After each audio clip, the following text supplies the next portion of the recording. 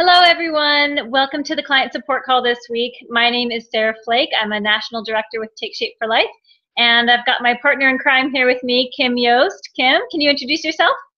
Hi, my name is Kim Yost. I've been a coach since March, and it's been fabulous. I love it. And just so you guys know, Kim is a superstar in Take Shape for Life. She's literally the face of the company. She was one of our Stop Challenge Choose winners this summer, and got to spend some amazing time with Dr. A. She had an amazing transformation. Would you mind just telling us your story real fast, Kim? Yeah, sure. So at the time that I found out about Take Shape for Life, I had reached that point of yo-yo dieting many, many times, and I needed something different. I wanted something that was going to teach me how to be healthy and not just be skinny. And so after finding my coach, I hopped on board. I actually read the books and I did the workbooks, and it really has changed my life. And the book and workbook are what help you develop mindfulness, which is what we're going to be talking about today. And Kim actually got to sit down with Dr. A little bit, and he gave her some really good ideas about what mindfulness is, because people hear it and they're not quite sure. Would you mind telling us, Kim, about what he said? First and foremost, mindfulness is not just this idea of being perfect. It's the idea of like stopping, breathing, and actually realizing what you are doing right now.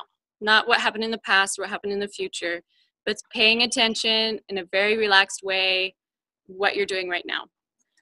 What I like about what Dr. A said is that he said it's not about dieting or deprivation or giving up the things that you loved to eat. It's about limiting distractions and while eating and experiencing food more completely. And when you have that mindset, it's interesting. It's kind of like this philosophy of like you focus and actually enjoy your food, and you'll find yourself eating less. Interesting. It is really cool. I started doing that when I started this program too. I would get my little meal, sometimes like my little brownie or whatever, and before I ate it, I would just look at it. I would just look at it and just kind of think, wow, I wonder what this is going to taste like. And then I would just put my nose in it and smell it and think, oh man, that smells good. I can't wait to eat this. And then I would get my little tiny bite and have it coming up to my mouth and be like, oh boy, and then you eat it and you're like, oh, and you can experience the flavors, as opposed to grabbing your food, sitting in front of a TV, or like eating in the car when you're on your way somewhere, and you don't get to experience your food. You guys know that it takes 20 minutes from when you eat your food for your body to physically be satisfied, which is why so many people can overeat until they reach that 20-minute mark. If you're getting all your other senses involved, you can get so much satisfaction immediately out of your food.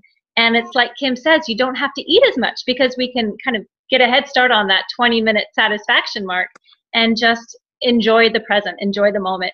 I want you to really think about this. Right now, as you're watching this video, are you doing something else? Like really think about that. Are you eating something right now? Or are you playing with your kids while you're watching this video? Or are you driving?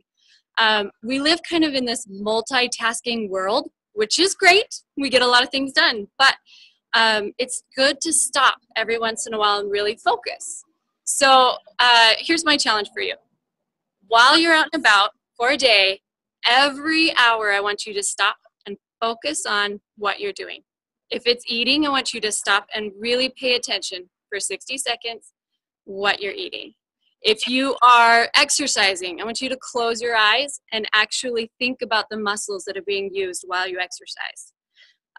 Another thing is if you are playing with your kids, like really play with your kids and not be doing other things at the same time. So these are great ways where you can like really focus on your life in all aspects of your life. Oh, go out there and actually work on this habit this week. Every 60 minutes, take Kim's challenge. It's a good one. And these habits become so fun. They give you the freedom that you need to have a healthy life. So, all right. Thanks, guys. We'll catch you on the next call.